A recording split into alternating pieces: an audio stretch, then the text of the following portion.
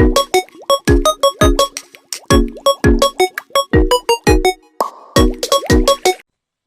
taman bunga, kupu-kupu menari, singgah sebentar di kelopak melati. Rajin belajar setiap hari, semoga mendapat nilai yang tinggi. Assalamualaikum warahmatullahi wabarakatuh.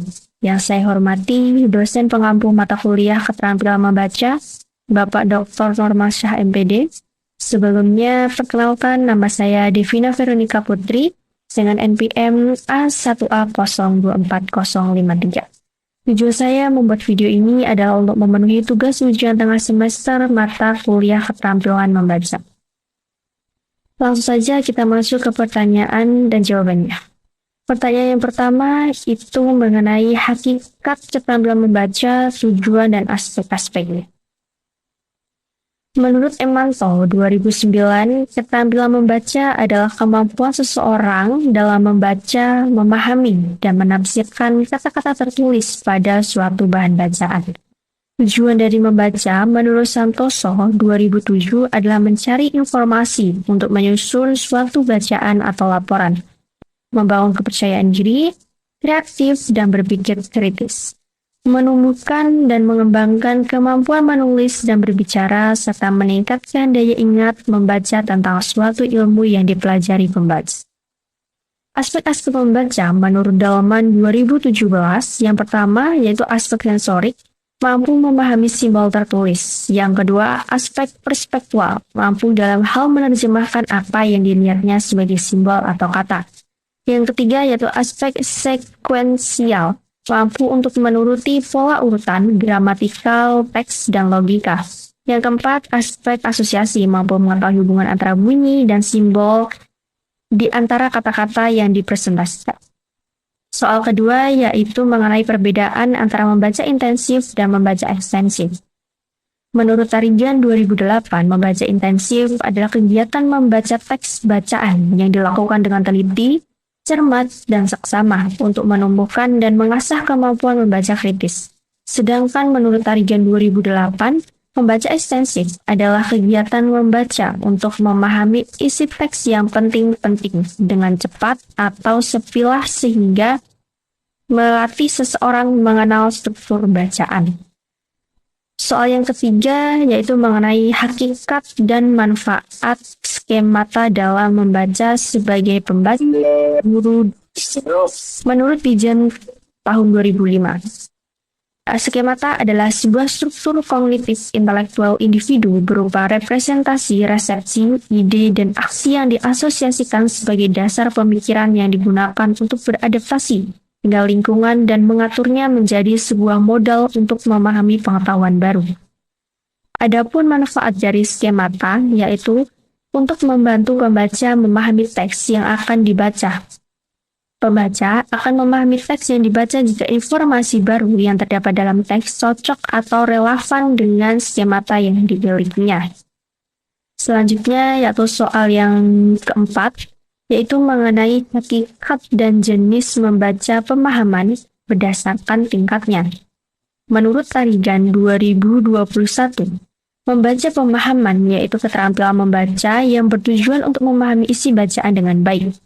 Menurut Burns tahun 1996, jenis membaca pemahaman itu ada dua.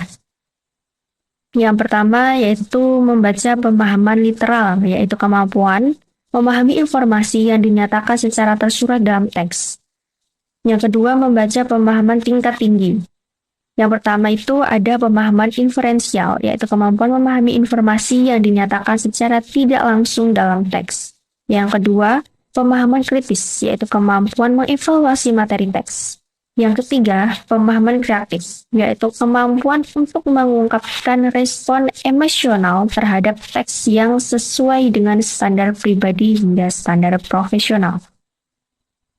Selanjutnya yaitu soal yang kelima, mengenai hakikat, tujuan, teknik, dan langkah-langkah membaca kritis pada teks. Menurut Parkan 2013 dan Sultan 2018, pembaca kritis yaitu membaca melalui kegiatan berpikir kritis secara mendalam, mulai dari kegiatan analitik, sintetik, dan evaluatif sehingga menemukan kebenaran yang disampaikan oleh penulis. Tujuan membaca kritis menurut Dahlman 2017 yaitu memahami maksud penulis makna teks secara mendalam dengan proses berpikir kritis, menilai penyajian penulis, menentukan nilai membaca dan mampu membaca serta berpikir kritis. Menurut Sultan 2018, teknik membaca kritis yaitu pemahaman literal atau memahami makna tersurat ataupun makna tekstual. Menyusun ulang bahan bacaan, memahami makna bacaan secara tersurat atau secara kontekstual dan melakukan evaluasi.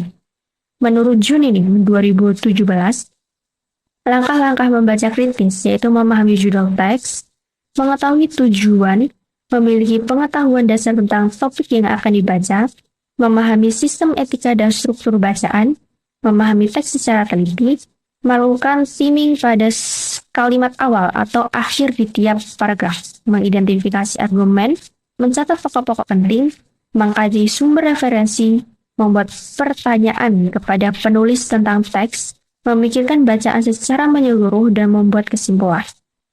Selanjutnya, soal yang keenam, yaitu mengenai model membaca bottom-up, top-down, dan interaktif. Menurut Goodman 1976, berikut perbedaan antara model membaca bottom-up, top-down, dan interaktif. Model membaca bottom-up atau membaca permulaan adalah proses pemerolehan makna teks yang mengendalikan informasi tertulis berupa struktur bacaan dan mengesampingkan struktur pengetahuan. Model membaca top-down adalah kegiatan membaca untuk mengembangkan skemata dengan proses menafsirkan atau memaknai teks berdasarkan pengetahuan yang dimiliki pembaca. Model membaca interaktif adalah proses pengalihan tulisan menuju makna yang melibatkan penggunaan baik pengetahuan awal maupun tulisan. Selanjutnya, pertanyaan yang ketujuh, yaitu mengenai sintak atau langkah-langkah dalam metode membaca dengan SQ3R. Menurut Subadiono 2014, langkah-langkah metode SQ3R itu ada 5. Pertama, survei, yang dilakukan dengan membaca singkat seluruh organisasi hukum yang bertujuan untuk mendapatkan gambaran umum dari sebuah buku. Yang kedua, itu adalah pertanyaan, dilakukan setelah tahap survei. Tujuan dari bagian pertanyaan ini adalah untuk mengetahui setiap detail dari bahan bacaan. Yang ketiga, yaitu membaca. Pada tahap ini, yaitu menjawab pertanyaan yang sudah dibuat pada tahap kedua. Biasanya berupa ide utama dari setiap paragraf. Yang keempat, itu adalah recall. Dalam tahap ini, setelah pembaca menyelesaikan membaca dan menjawab pertanyaan, maka diminta untuk menulis kembali informasi yang didapat dengan kalimatnya sendiri atau dengan kata-katanya sendiri. Yang kelima, yaitu ulasan. Pada tahap ini, yaitu meninjau kembali teks yang sudah dibaca sehingga memperjelas dan mengingat pemahaman terhadap teks tersebut. Pertanyaan yang kedelapan, yaitu bagaimana menurut Anda lebih unggul penggunaan metode membaca SQ3R, DRTA, quantum reading, dan mind mapping bagi seorang mahasiswa? Berikan alasan mengapa lebih unggul dibandingkan dengan metode membaca lainnya. Menurut saya, metode SQ3R itu lebih unggul dibanding yang lainnya, bukan berarti yang lain itu tidak baik. Karena di sini, pada tahap SQ3R, kita tidak hanya sekedar membaca, tapi benar-benar memahami bacaan yang kita baca. Hal ini dapat dilihat pada tahapnya, yaitu ada survei, pertanyaan, membaca, recall, dan ulasan. Secara tidak langsung akan banyak informasi-informasi yang kita dapat dan kita ingat melalui tahap-tahap tersebut. Terima kasih. Itu saja yang dapat saya jawab dari pertanyaan-pertanyaan ujian tengah semester yang diberikan oleh Bapak Dr. Nurmasyah MPD. Semoga jawaban saya dapat diterima oleh Bapak. Saya akhiri. Wassalamualaikum warahmatullahi wabarakatuh.